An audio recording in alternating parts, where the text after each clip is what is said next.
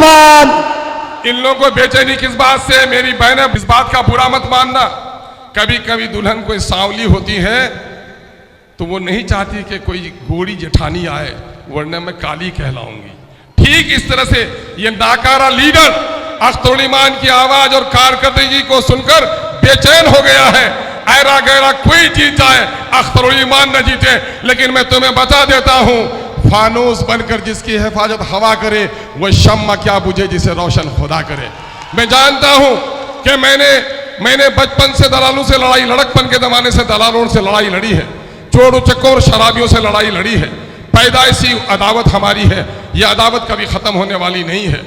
कांग्रेस की बेईमानियों के खिलाफ, राजद की शरारतों के खिलाफ, जदयू की फिरका परस्ती के खिलाफ और भाजपा के गर्दन काटने वाली हरकतों के खिलाफ मैंने असेंबली में आवाज उठाई है। दिल्ली और से पटने से लोग मुझे हराने आए हैं, लेकिन मैं कह देता हूं, ए अमोर वैसा के लोगों, दिल्ली पटना वालों के बाप के पास वोट नहीं है, वोट तो अमोर के अवाम के पास है। आप जिसे चाहेंगे आप खादिम बनाएंगे। आपकी पेशानी की लकीरें कह रही हैं कि अख्तर उल ईमान के अलावा दूसरा कोई अभी आपकी खिदमत के लिए तैयार नहीं हो सकता है। कांग्रेसियों से पूछो, आज उनकी बारात निकलती है।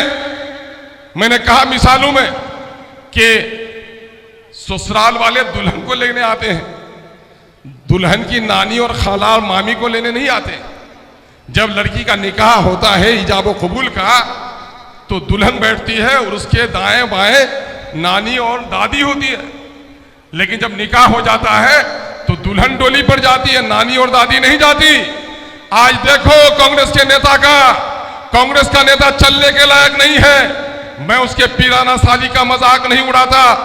मैं भी बुढ़ा हो जाऊंगा, उम्र के आखिरी हिस्से में मैं भी, अगर अल्लाह ने हयात बख्शी तो मुझे भी दिक्कत होगी, आपको भी हो सकती है, बीमार कोई भी हो सकता है।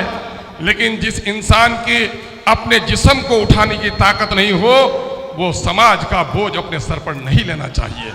और आज देखिए, अरे दूल्हा जब बनता है मुस्कुराता है।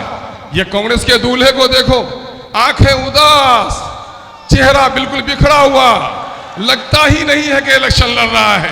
और सच में वो बेचारा इलेक्शन नहीं लड़ता। लोगों ने कहा वार घोरे लोग लार बहुत दबाव छे कि ती की कह लो, ती लड़ुआ है भी जन्ने के वो तोरे यही दाद सीधे मीठी घोलो।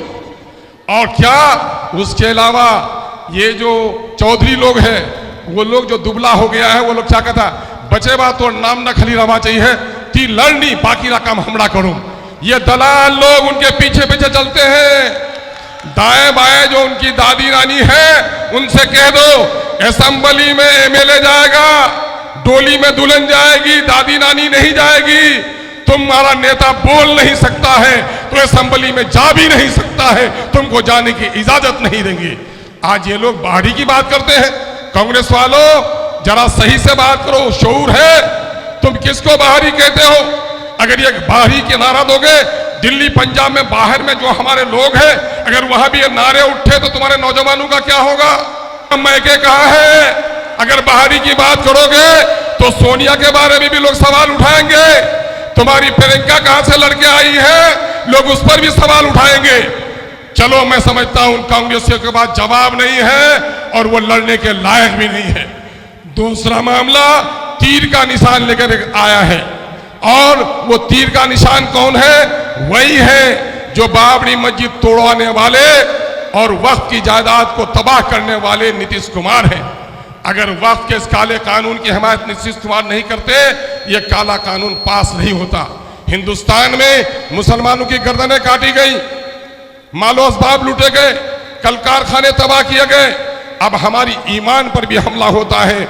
इससे मुराद है मस्जिदें हम इबादत के लिए, मदरसे दीनी तालीम के लिए, कब्रिस्तान मुर्दों के दफनाने के लिए। अब ये चाहते हैं कि हमारा ईमान भी बाकी नहीं रहे, हमारे मस्जिदों पर कब्जा करने, कब्रिस्तानों को उजाड़ने और मदरसों को तालाबंदी करने का कानून बनाने वाला ये नीतीश कुमार आज आ रहा है, उनका जासूस बनकर सबा जफर आया है। गैरत की बात करो, बिरादरी की बात करता है। पश्चिम में कहता कुल्हिया एक हो जाओ। मैं कहा हिम्मत है तो अगर पूछते हो कि कुल्हिया एक हो जाओ, तो क्या हफनिया में आके बोलोगे कि कुल्हिया एक हो जाओ? जबान मोमिन की एक होनी चाहिए। अख्तरुल ईमान हफनिया में जो बात बोलता पूरब में वही पश्चिम में बोलता है, जबान तब्दील नहीं करता। आज बीजेपी में मेरे गैर मुस्लिम हमारे दोस्त हैं, अभी भाई यादव जी ने आकर आपसे बात की है, मैंने हिंदू मुसलमान सबका सम्मान किया है, लेकिन बीजेपी के लोग हिंदू और मुसलमानों की मोहब्बत के दुश्मन हैं। ये दुश्मन किसके साथ है? आज तीर के साथ है। मेरे दुश्मनों के साथ जो है वो हमारा भी दुश्मन है।